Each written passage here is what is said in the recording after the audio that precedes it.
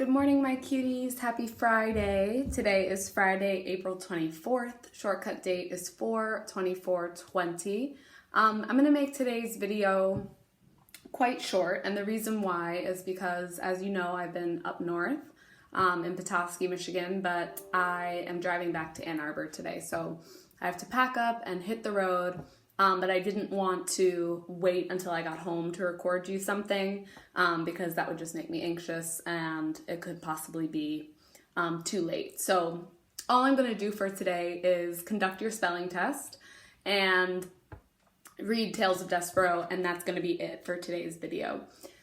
Please remember that next week, April 28th, on Tuesday, we're hosting our first live meeting where we get to all connect with each other. The only secure way to share that link is through Google Classroom, so please make sure that if you haven't logged into Google Classroom yet, you contact Mr. Brooks and figure out how to do that, because it's going to be really fun to be able to connect with each other and see each other's facial expressions and responses and just talk and connect like a family like we used to. Also, I got a bunch of emails from you guys that the comments weren't working on yesterday's YouTube video. I did see that there were like 37 views, so I'm really pumped about that. And I looked into it, and apparently my YouTube account has been categorized as for kids. And because of that, the comments have been turned off. So I don't know what that means for us in the future in terms of tracking, but for now, until I get that figured out, just send me an email with your name and done, or a text, or whatever is the easiest way for you to contact me, okay? So just let me know that you did it through email or text, but I apologize for that inconvenience because I was not aware.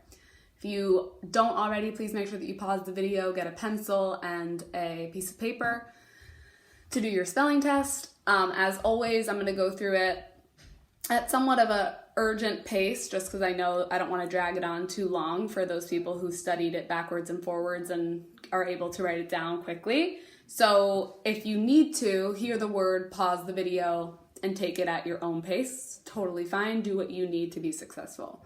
Number one is the word, and I'm wearing my retainer. I don't know if you can tell, for the first time in a really long time. So my teeth really hurt right now, and I might sound a little different, especially with my S's, so I'll do my best to enunciate the spelling words very clearly for you. Number one is without. Teaching without my students in person is really sad. Without. Number two, something. Something I want you to think about every day is one thing that you love about yourself. Something. Number three is homework. You guys are doing an amazing job with this homework. Homework.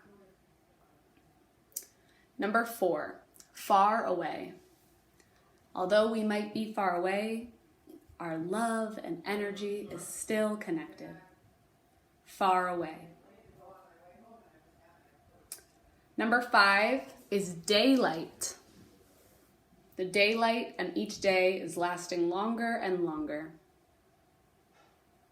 Number six is anyone. Anyone can be successful as long as they have discipline and are willing to work hard. Number seven is sunburned. Ooh. Please make sure you wear sunscreen so you don't get sunburned. Sunburned. Number eight, someone. Compliment someone today and make them smile. Number nine, himself. So-and-so kept his hands to himself while walking in the hallway. Himself. Number 10, everything. Everything is going to be okay. Everything. Number 11, cannot. We do not say the word cannot or can't in Miss Freed's classroom when talking about a new skill. Number 12, airplane. I was supposed to travel on an airplane in March, but I did not. Airplane. Number 13, sometimes. I miss my students all the time, not just sometimes. Number 14, scorekeeper. Scorekeeper is a very important job, so you cannot mess it up. Scorekeeper.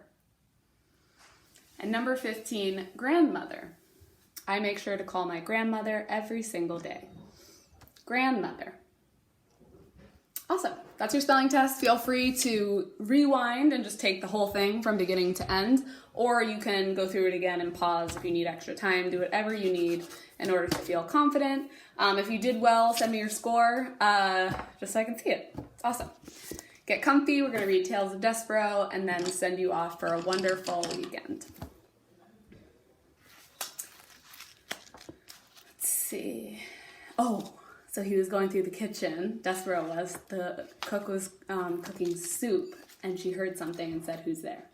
We're on chapter 44. Whose ears are those? "Who's there?" shouted Cook again. Despero wisely said nothing. The kitchen was silent. Said Cook. "Nothing. It's nothing at all. Just my nervous Nellie ears playing tricks on me." "You're an old fool," she said to herself as she turned back to the stove. "You're just an old fool, afraid of being caught making soup." Despero slumped again against the spool of thread, and as he leaned there, his heart pounding, his paws shaking, a small, wonderful something occurred.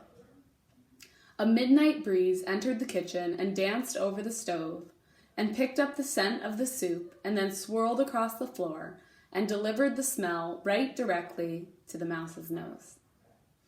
Despero put his head up in the air. He sniffed. He sniffed some more. He had never in his life smelled anything so lovely, so inspiring. With each sniff he took, he felt himself growing stronger, braver.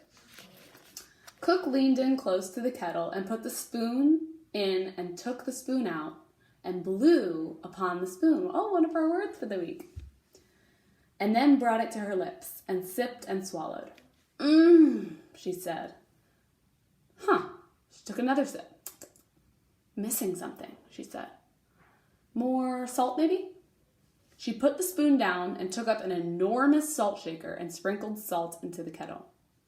And Despero, feeling emboldened by the smell of the soup, again set to work pushing the spool of thread. "Quickly," he said to himself, rolling the spool across the floor. "Do it quickly, do not think, just push."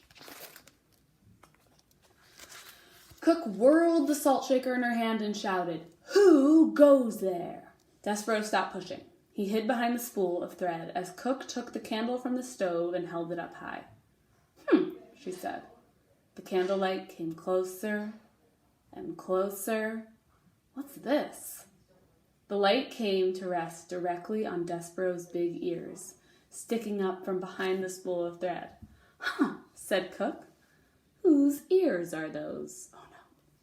And the light from the candle then shone full on Despero's face. "A mouse," said the cook. "A mouse in my kitchen." Despero closed his eyes. He prepared for his death. He waited, reader, and waited, and then he heard the sound of laughter. He opened his eyes to look at the cook. Oh, said Cook. For the first time in my life, I'm glad to see a mouse in my kitchen. "Why?" she asked. "Why am I glad?" "Because a mouse is not a king's man here to punish me for making soup. That's why. Because a mouse is not a king's man here to take me to the dungeon for owning a spoon." A mouse. I, Cook, am glad to see a mouse. Cook's face was red and her stomach was shaking. She said again, "and not just any mouse. A mouse with a needle tied around his waist. A mouse with no tail. Ain't it lovely?" She said, and wiped her eyes. "Look, Mouse, these are extraordinary times, and because of that, we must have some peace between us. I will not ask what you are doing in my kitchen, and you, in return, will tell no one what I am cooking." She turned then and went back to the stove and set down the candle and picked up the spoon again, put it in the pot of soup and took it back out and tasted, smacking her lips together. Not right, she said. Not quite right. Missing something still. Despero did not move. He could not move. He was paralyzed by fear. He sat on the kitchen floor. One small tear fell out of his left eye. He had expected Cook to kill him. Instead, reader, she laughed at him. And he was surprised how much her laughter hurt. I'm gonna cry. That's so sad. I hope you all have a wonderful weekend. Please take some time to talk to your family or friends and tell people who you appreciate that you do in fact appreciate them and for what they do. Letting people know is super helpful. I will be sending out an email by 6 p.m. on Sunday with all of the directions for what you guys can expect to complete next week. And please, please, please do the Google Classroom. I know that I'm not the best person to ask, but Mr. Brooks is fully trained and can be a great support system for you in order to get in, because I'd love to see everybody's face next Tuesday when we all meet together. All right, sending you lots of love, lots of strength, lots of safety, and I will see you on Monday.